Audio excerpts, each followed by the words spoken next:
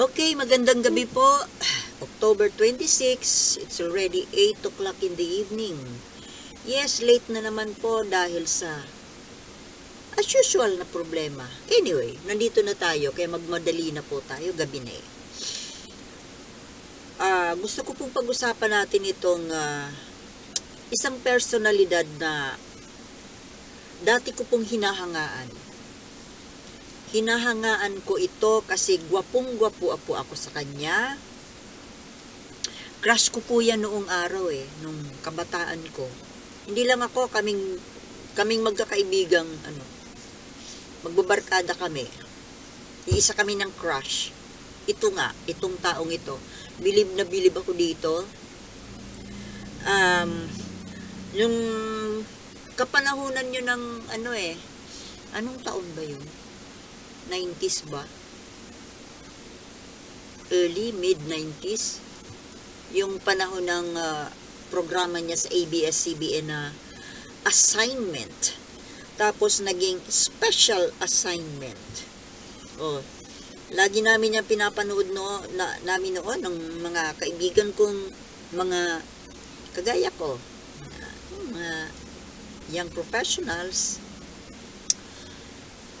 Pero ngayon, bigla po akong na-disappoint sa kanya. Hindi po ako makapaniwala na mayroon pala siyang kaisipang ganito. Kaisipang may pagka-barbaric. Opo, mga kababayan, barbarity po itong naisip niya. Itong kailan lang ipinost niya sa Twitter. Sa Twitter, niya. Hindi po marami po ang nadismaya, hindi makapaniwala. Kahit ako, nawala yung pagka-crush ko sa kanya. Hindi ko akalain. Tingnan nyo. Isang taong napaka mataas ang kanyang katungkulan sa lipunan, mayaman, urbanidad, mataas ang pinag-aralan, sibilisado, opisyal sa gobyerno. Pero hindi po natin akalain na may ganito pala siyang barbarity sa kanyang kaluluwa. My God, nakakahiya po sa ibang bansa.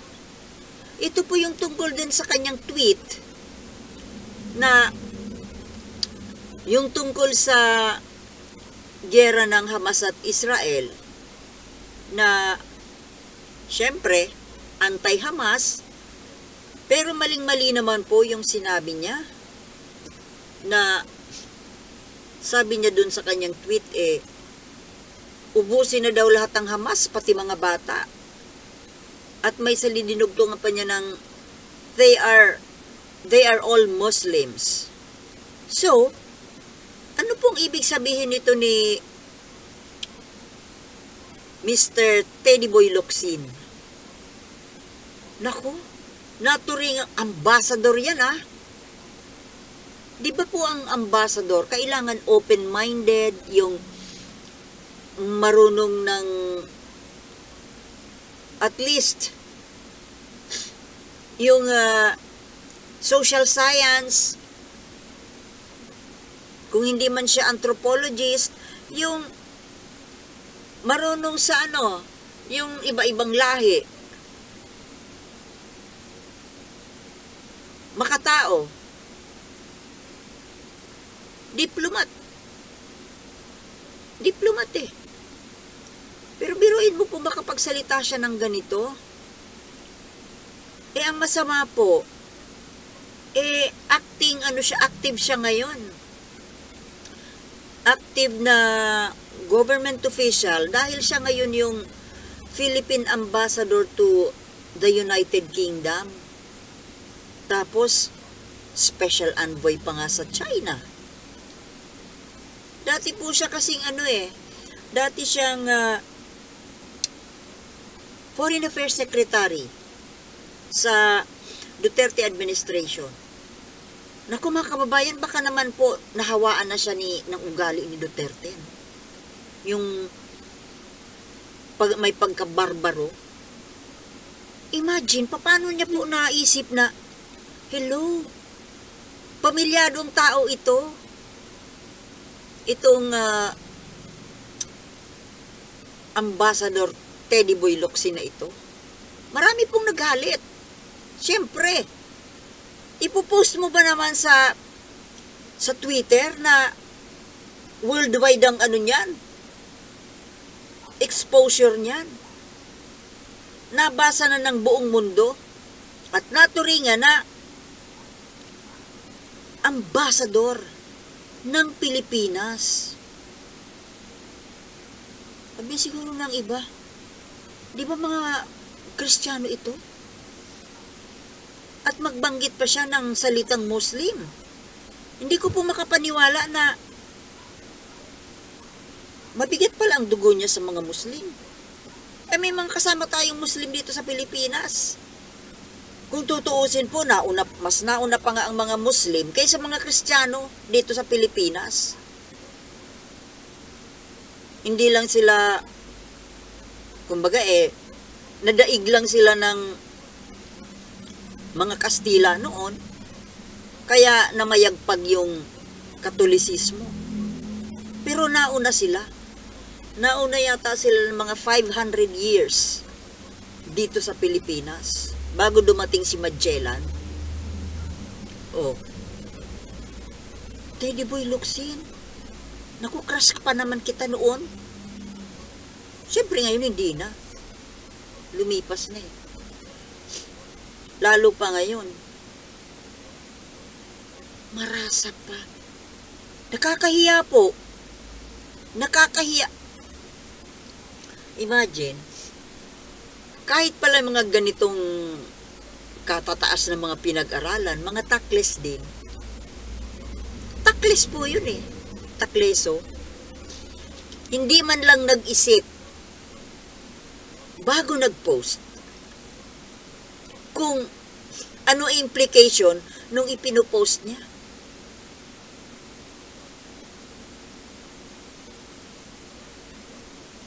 Nakakahiya. Nakakahiya po sa ibang bansa, lalo na sa mga Muslim. Mayroon na nga tayong hidwaan with the Muslim community.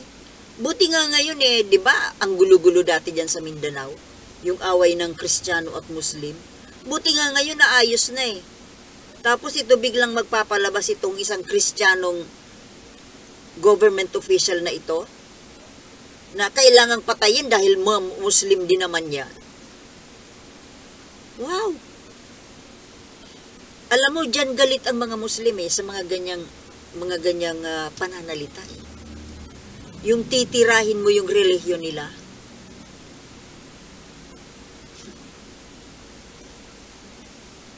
Sana naman wag kang pag-initan ng mga Muslim, Dahil ang Muslim po, konting kibot lang, masagi mo yung kanilang pananampalataya, yung kanilang relihiyon. Talagang big deal po yan. Tsaka, kumbaga, hindi mo ma-imagine na isang taong kagalang-galang na tao ito Hindi ko po sakat akalain na makakaisip siya ng ganito. May pamilyang tao, may mga anak, may sariling anak. Paano nakapagsalita ng ganito na mga bata, pati mga bata patayin? Anong klaseng utak yun? Pero at least nag-apologize na po at binura na yung kanyang tweet. Pero it's too late. Kumbaga, nabasa na ng mundo, nabasa na ng lahat. Kahit gaano pa na paghingi ng tawad, pag sorry dyan, wala po. Wala na po yan. Kumbaga sa salamin nag-crack na. Nabasag na. Damage has been done. Ang mabuti pa po, nakakahiya naman dyan sa, ano nyo dyan sa posisyon ninyo. Dapat sa inyo mag-resign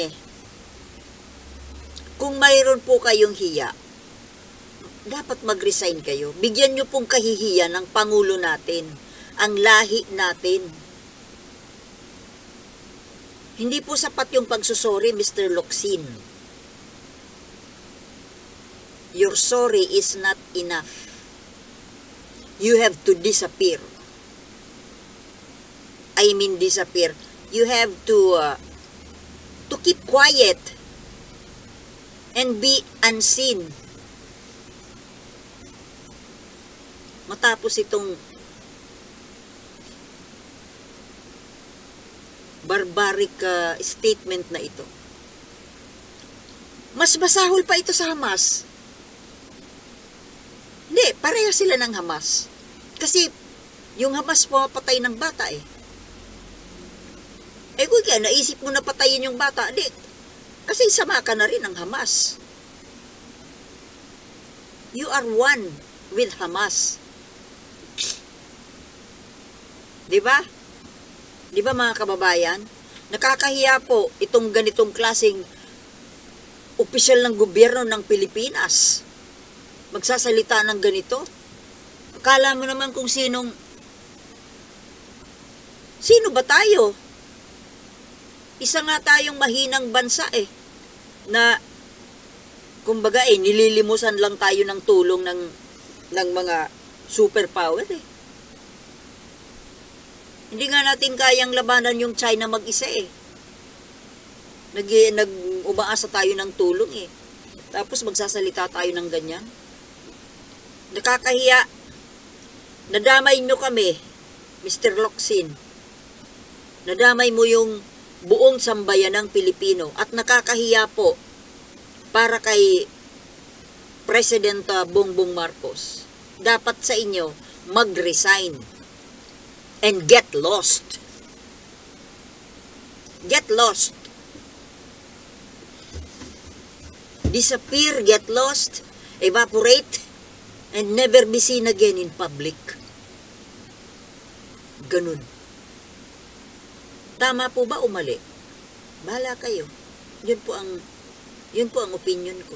Anyway, ito lang po ang gusto kong sabihin. Gusto ko pong iparating dito kay gwapong-gwapo pa naman akong Teddy Boy Locsin na ito. Na ngayon ang tingin ko sa kanya may sungay na siya. Mag-resign na kayo! Narinig nyo yun? Kaninong linya yun? Magsipag-resign na kayo! Opo, Mr. Locsin, mas mabuti pa pong mag-resign kayo. Diba? Yan lang po mga kababayan at thank you for watching and see you maybe tomorrow. Kasi gabi na Okay? Maraming salamat and thank you. Peace.